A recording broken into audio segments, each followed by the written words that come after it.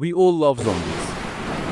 If you're a gamer, then probably one of your wildest dreams is to be a survivor in a zombie apocalypse. But what if the zombie apocalypse actually happens and you realize you have zero survivor skills? For some reason, we always imagine ourselves as the only survivors, while in reality we could actually be one of the first people to die. With all the weird events happening in the world lately, a zombie apocalypse doesn't feel like such a crazy idea anymore. It could actually happen really soon. So instead of panicking, I decided to actually train and get ready by making a zombie survival game. If I can survive my own game, I might survive the real apocalypse. For this game, I will use Wonderland engine. First, I cloned the first-person shooter template from Wonderland's GitHub. It already has character movement and a weapon system in place, so I don't have to start from scratch and reinvent the wheel. Instead, I'll build our zombie game on top of that template. That's a very important lesson for all game developers out there. Don't reinvent the wheel. Unless you're a beginner, then creating everything from scratch is probably nice for learning. But for more intermediate developers, your time is better spent on new, unique features for your game, not on reinventing everything from scratch like a caveman. Now that being said, I have deleted everything that is not needed from the project, so we can shape it uniquely however we like. Awesome! We're halfway there already. Now, let's create our zombie. I want to make some. Selected a zombie character that I like from there, and I downloaded the needed animations for it. The animations I need are a walking animation, a running animation for the quicker zombies, an attack animation for when they attack us, and a death animation for when we kill them. Help me. Now let's import all of them in Wonderland engine. And let's create a new component named zombie to script our zombie. First, the movement.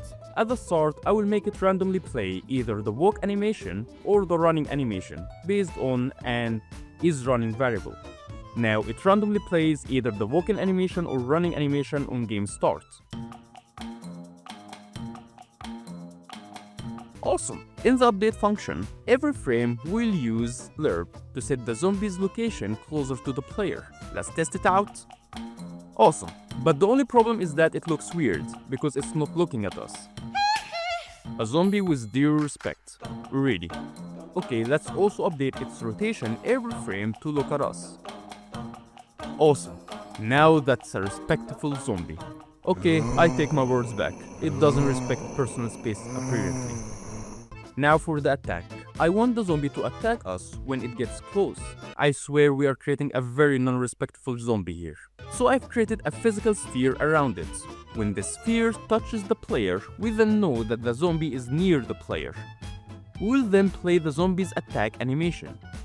And when the zombie sphere stops colliding with the player, it will go back to its default movement animation. Awesome! Now if the player doesn't leave the sphere within 0.2 seconds, we'll subtract the player's health. I'll go to the player's component and create a health variable that is 100 by default, and a minus health function that subtracts 10 health from the player each time it's called. When it reaches 0 health, it will call an onDeath function, where I will make a black screen appear with game over text and a retry button using HTML and CSS. Let's try it out. Wow, that was rough. I died from one hit. Felt like Dark Souls for some reason. Okay, turns out I made it subtract 100 health instead of 10. Nice, that shows that adding just 1 0 can destroy your game. Dark Souls really need to learn from that. Also, every time minus health gets called, I will create a red circle effect to indicate that we've been hit by simply adding a red sphere around the player's head and making it appear for half a second when we get hit. Looks awesome, but we can also spice it up by adding a camera shake. Nice. And finally, using HTML and CSS again, I will create a player health bar at the top left of the screen that is linked to the health variable. 100 means it's full, and 0 means we are dead. Awesome, let's try it out. Looks pretty nice. This game is coming together really fast. Congratulations, now the zombie can hit us, but we want to be able to hit it back too. So back to the zombie. I have made it so when our physics bullet touches the zombie, it calls a minus health function in the zombie's component. This subtracts 10 health and also changes its material for 1 second to a red emissive material to indicate that we successfully hit the zombie. When its health reaches 0, we will call on death function, where it plays the zombie's death animation. I also added the scarecrow health bar that exists in the template by default and linked it to the zombie's health variable instead. Let's test it out. Awesome. Okay, this dead zombie is still moving after us. Haven't I killed you? I mean, you should be already dead. Twice. So on death function, I will toggle a new variable called isDead to true. Then in the update function or any other function really, we will always check if the zombie is dead before doing anything else. Awesome. Now you better stay dead. Okay, hope no one saw that. I will fix that bug later. Maybe. It's time to design the level. I want the map to be a long, dark street to give this spooky zombie vibes. In game development, we usually use gray boxes to block out the level, then later hand it to a game artist to beautify it. This makes development much faster and gives us the ability to rapidly iterate and shape the scene without committing to hundreds of 3D assets that are hard to move around later on. So, this is our imagination street. If you squint a little, you might see a street with buildings. Maybe. Or a spaceship. I don't know what's in your imagination, but it's something. Let's test the zombies in it. That feels pretty awesome. Now, let's create a zombie spawner, a place where zombies spawn from. I created a new script component named it Zombie Spawner. I know, I'm very creative. And attached it to a cube to indicate the spawn location. Inside the component, I generate a random number between 5 and 15 seconds, and every time the timer ends, a new zombie will be spawned. Let's test it out.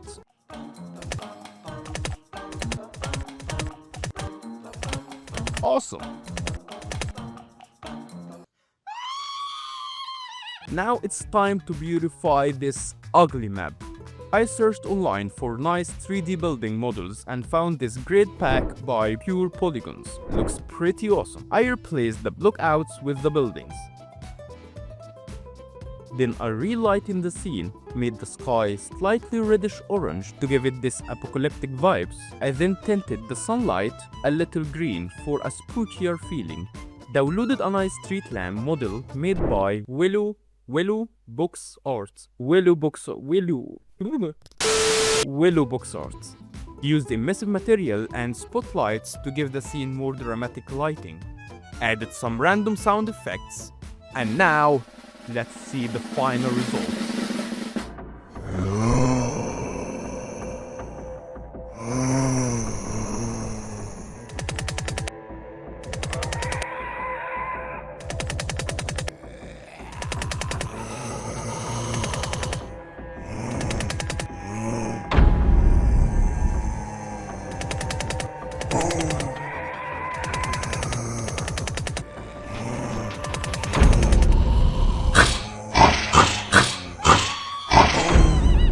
Awesome! It's my perfect simulator for preparing for a future zombie apocalypse. If you want, I have uploaded the project files for free.